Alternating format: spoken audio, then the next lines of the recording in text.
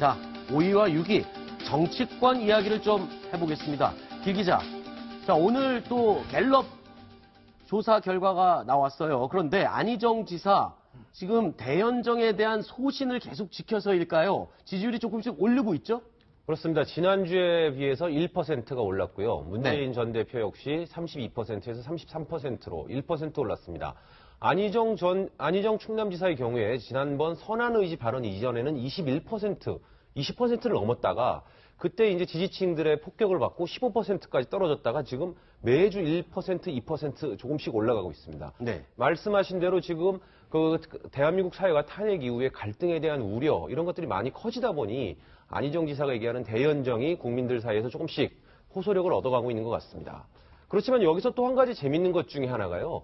호감도 여론조사라는 게 있습니다. 지금 현재 아까 말씀드렸던 그 18%의 지지율은 대통령으로 누구를 지지하느냐를 묻는 거고요. 이거는 어떤 분이 더 호감이 가느냐라고 묻는 건데요. 여기서 놀랍게도 안희정 지사가 문재인 대표보다 더 높은 56%의 지지를 받았고요. 문 전 대표는 50%의 지지를 받았습니다. 그렇군요.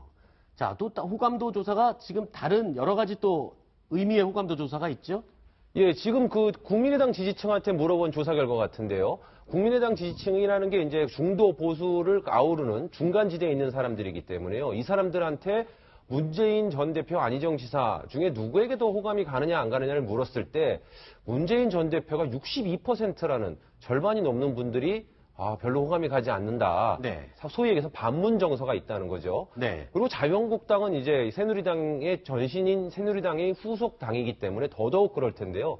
자그마치 99%나 문재인 전 대표에 대해서 호감을 느끼지 않는다고 답변을 했습니다. 뭐 이 경우는 지금 뭐 당연한 거라고 할 수 있겠죠. 이 뭐 자유한국당 입장에서는 99%가 문재인 전 대표에게 비호감을 갖고 있는다는 것, 즉 상대편에서 볼 때는 가장 유력한 대권 주자로 평가하고 있다. 이런 의미를 담는 거 아니겠습니까? 예, 그런 측면도 있지만 또 다른 한편으로 자유한국당 지지자들은 대체로 보수 성향인데 네. 문재인 전 대표 같은 경우는 뭐 평양을 제일 먼저 가겠다, 뭐 김정은을 만나겠다, 뭐 이런 얘기를 하고요. 네. 그 다음에 외교 안보 쪽 사람들은 그 공직자들은 이제 아무 일도 하지 마라 이렇게 뭐 점령군 행세를 또 합니다. 그리고 폴립해서도 뭐 1000명이 뭐 모였다든지 이렇게 자기 세를 과시하는 이런 모습을 보면서 더더욱더 문 전 대표에게 좀 실망을 하는 게 아닌가 이런 생각이 듭니다. 네.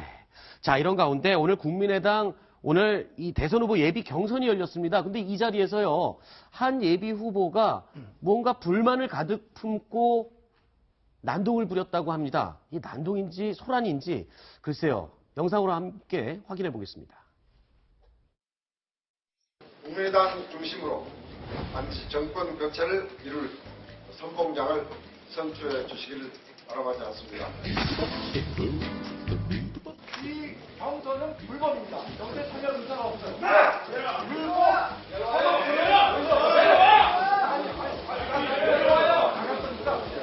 자, 지금부터 페이스북에서 라이브에서 아니 내가 박수선 후보를 내가 이기는 대표가 빨리 빠져. 공명정대한 경선을 치르겠습니다. 안전한 경선을 치르겠습니다.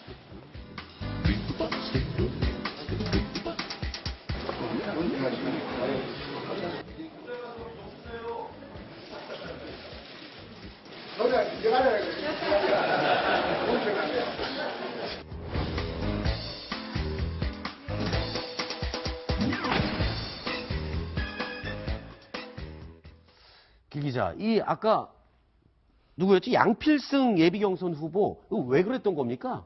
무슨 말입니까, 저? 사실 좀 정치부에서도 얘기하기 참 창피한 얘기인데요. 네네. 경선을 치르려면 비용이 들기 때문에 네. 각 후보들 본인 부담 원칙이 있습니다. 그래서 네. 예비경선 참여자의 경우에 국민의당 같은 경우 1인당 5천만 원씩 예비경선 참여비를 받았습니다. 네. 예비경선을 통과하면 그다음 이제 본경선에 나가게 되고요. 본경선의 경우에는 한 3억 원 가량을 더 내야 됩니다. 근데 네. 국민의당 같은 경우에 지금 민주당은 오늘 4차 TV 토론까지 거쳤지만 이제 막 경선을 시작하다 보니까 예비 경선 기간이 아주 짧습니다. 오늘 딱 한 번 5분 정견 발표하고 끝나는 거였거든요. 근데 저분 같은 경우에 5천만 원 내고 5분 정견 발표하고 예비 경선에 오늘 최종 본경선의 후보자는 3명으로 압축이 됐기 때문에 본경선에 갈 수가 없게 된 겁니다. 아, 그러니까 컷오프. 예, 예. 컷오프가 되는 거죠. 그러다 보니 자기는 몰랐다. 네. 언제 컷오프 얘기를 했었냐. 난 5천만 원이라는 돈을 냈는데 그러면 5분 발표하고 끝나는 거냐. 네. 1분에 1,000만 원가량의 돈이 들어가는 거 아니겠습니까? 아하. 자기도 정치인인데 예비 경선 뭐 꼭 본선에 최종 후보가 될 수 있을지 없을지는 모르겠습니다만 네. 어찌됐든 경선 과정에서 자신을 알리고 자기의 정견을 발표할 기회가 주어져야 하는데 오늘 한 번만에 딱 끝나고 그럼 5천만 원 돌려주지도 않는 거냐. 자기는 돌려주는 줄 알았다. 아. 뭐 이런 얘기를 하면서 지금 거칠게 항의를 하고 있는 겁니다. 그럼 규칙에 대해서는 미리 좀 읽어보거나 자료를 배포하지 않습니까? 어떻습니까? 당 측에서는 다 설명을 했다고 하고요. 본인은 설명 듣지 못했다. 그렇기 때문에 이것은 불법이다, 무효다. 이렇게 지금 항의하고 있는 겁니다. 그러니까 본인이 몰랐다 하더라도 그거는 그 사유가 안 되겠는데 보니까. 아, 그래요? 그리고 그 경선에 나간 사람 당연히 규칙을 알고 있는 걸 전제로 해야지 본인만 네. 몰랐다고 해서 되겠습니까? 알겠습니다. 자, 그런데요, 이 국민의당 지난해 총선을 앞두고도 공천 문제 때문에 또 소란이 벌어졌었습니다. 자, 이 내용 좀 설명을 해주시죠. 예, 지난해 총선 때인데요. 지금 저기 화면이 다 찍히지는 않았지만, 네. 저 안에서 비공개 회의를 하고 나오는 장면에서, 네. 지금 그 당시에 그 김영균 예비 후보라고 호남 지역에서 출발한 예비 후보가 경선 과정에서 탈락을 했습니다. 네. 근데 이분의 아버지가 누구냐면 예전에 국회 부의장을 하셨던 김봉호 의원입니다. 전 의원. 예, 한때는 이제 쌀봉호 의원이라는 별명까지 있었던 분인데요. 네. 그분이 저 안에서 사실 한번 소란을 일으켰다고 합니다. 그때는 기자들이 보지는 못했고요. 네. 그때 이제 왜 우리 아들을 떨어뜨렸느냐 하면서 거기에 있는 정치 선배니까 뭐 최고위원들한테 이렇게 한마디 하고 네. 그리고 나왔더니 역시 또 밖에 있던 지지자들이 네. 그 경선 과정에 있었던 일에 대해서 이렇게 항의를 하는 그런 장면이죠. 자, 이 경선을 앞두고 여기저기가 소란하기는 자유한국당도 마찬가지인 것 같습니다. 한국당도 오늘 소란스러웠다면서요? 무슨 일이 있었던 겁니까? 여기는 또. 예. 오늘 이제 자유한국당 사실은 그 대선에 나오는 후보들이 상당히 많은데요. 네. 지금 임명진 비상위원장이 지금 비대위원장. 예, 비대위원장이 현재 연설을 하고 있는데 네. 밖에서 지금 팻말을 들고 지금 계속 시끄럽게 외치는 사람들 있죠. 저게 바로 김진태 의원 지지자들입니다. 김진태 의원 지지자들이 지금 현재 얘기를 하고는 연설을 하고 있는 사이에 임명진 비대위원장을 계속적으로 비난을 하고 있습니다. 왜 그러냐면요. 1월 달에 1월 21일인가 그때였죠.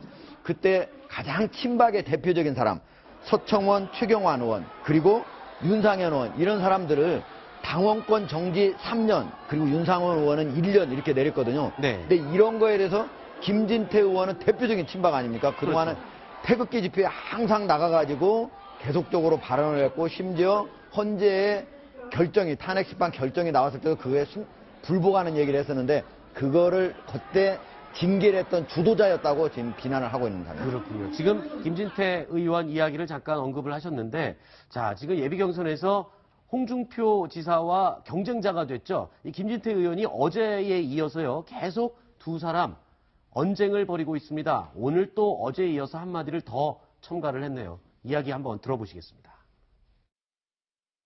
홍 지사님, 박근혜를 머릿속에서 지우려면 출정식 장소부터 바꾸고 나서 하시는 게 어떨까요?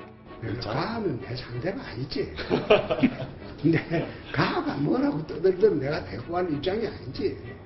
애들, 개, 뭐 이런 표현을 쓰셨다고 하는데 정말 좀 귀를 의심했습니다. 아니, 뭐 애들은 가라고 하면은 무슨 뱀 장사입니까? 품위를 지켜주시기 바랍니다.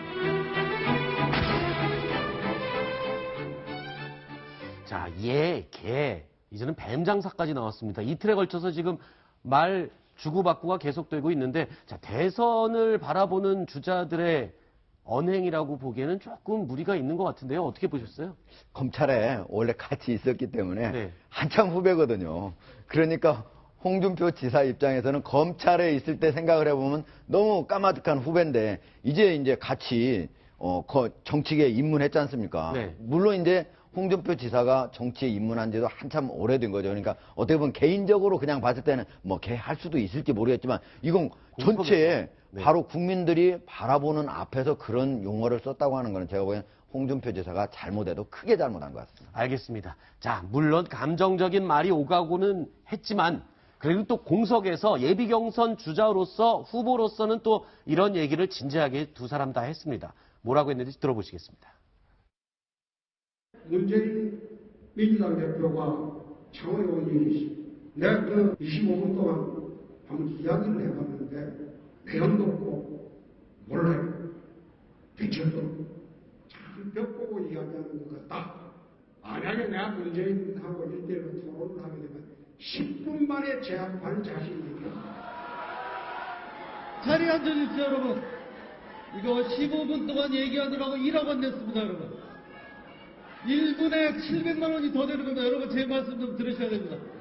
졸지에 배송까지 나오게 됐습니다, 여러분! 문재인, 안철수보다는 잘할 수 있습니다, 여러분! 제가 그 사람들보다 못할 이유가 뭡니까? 안 들었습니까? 네. 지금 아까 그 얘기랑 이어질 것 같은데요. 15분에 1억 원 냈다고 하지 않았습니까? 네. 자유한국당은 예비 후보 경선 참가비가 1억 원입니다. 국민의당은 아까 5천만 원 때문에 난리가 났었는데요. 네. 9명의 후보가 등록을 했고요. 이제 여기도 압축적으로 하다 보니까 여론조사를 결쳐서 내일 18일 날 이제 6명으로 컷오프를 하거든요. 1차 컷오프를 하니까 정견 발표기에 오늘 딱 15분씩 줬습니다. 그러니까 그 중에 이제 9명 중에 3명은 1억 원 내고 15분 발표하고 이제 무대 뒤로 물러나는 거죠. 그 얘기를 지금 하고 있는 겁니다. 그 컷오프가 돼버리면 15분이 처음이자 마지막 말이 될 수 있는 거죠. 자, 그런데 여론조사 결과에서 이제 여권이라는 표현이 이제 쓸 수가 없게 됐죠. 보수 쪽 후보들 보면은 지금 이 지지율입니다. 이 굴욕스러운 지지율 아닌가 평가할 수밖에 없겠죠. 그렇습니다. 예, 말씀하십시오. 저게 오늘 나온 갤럽 조사 결과인데요. 근데 이게 수요일부터 조사를 해서 수목해서 금요일날 발표를 하는 시스템입니다. 그러다 보니까 지금 황교안 권한대행이 들어가 있죠. 왜냐면 원래는 들어있는데 저희가 편의상 지금 제외를 했습니다. 네, 그리고 제외를 한 데 지금 그게 나와 있는데요. 지금 보수 후보가 합쳐서 지지율이 상당히 낮습니다. 10% 안팎도 미치지 못하고요. 다 합쳐도요. 그러다 보니까 이대로 가면 대선이 무의미하게 끝나는 것 아니냐 이런 우려까지 나오고 있는 것이 사실입니다. 네, 그런데 조금 더 좀 두고 볼 필요가 있는 게 네.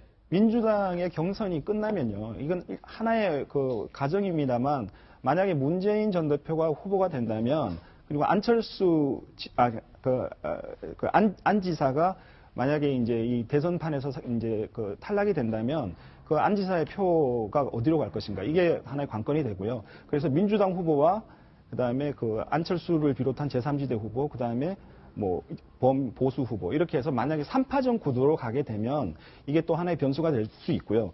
또 한 가지 중요한 포인트는 뭐냐면 지금 이게 각 정당에서 하고 있는 토론은 그야말로 좀 약간 형식적인 측면의 토론이라고 할 수 있는데 네. 본선에서의 TV 토론은 정말 중요합니다. 그런데 그렇죠. 예전에 대선일 때는 TV 토론을 3회 정도 했는데요. 이번에는 어떻게 해야 하는지 모르겠는데 제 생각에는 지금 너무나 기간이 짧고 국민들이 검증할 시간이 적기 때문에 TV 토론을 좀 늘려야 한다고 생각합니다. 그렇게 하면 좀 더 검증의 어떤 기회가 늘어나고 이러면은 좀 변수가 생기지 않을까 이런 생각이 듭니다. 자, 보수 쪽을 대표하는 의원들 조금 저조한 성적 때문에 지금 좀 자존심이 구겨졌는데 더더욱 자존심이 구겨진 사람이 유승민 의원과 남경필 지사입니다. 자, 보면 기타로 그냥 묶여버렸어요. 다른 후보들은 그래도 이름이라도 있는데 아예 기타로 묶여버렸거든요. 사실 지금 가장 답답한 곳이 바른정당입니다. 네.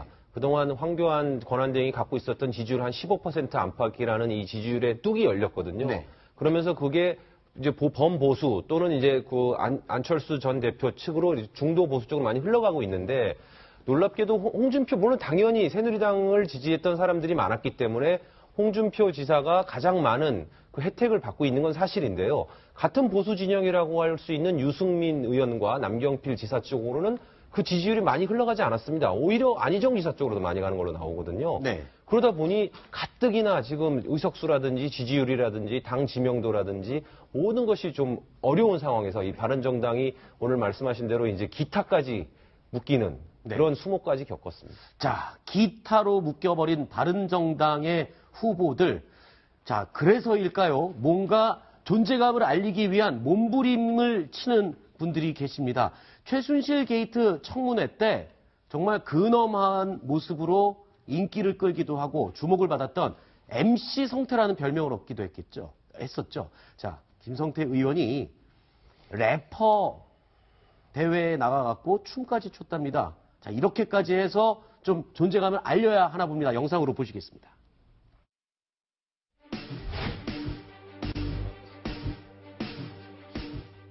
자, 장시호 증인 마스크 내리세요. 왜 마스크를 올리세요? 그 우병우 증인 그 자세 바르게 하세요. 왜 그 계속 메모하는 자세를 취합니까?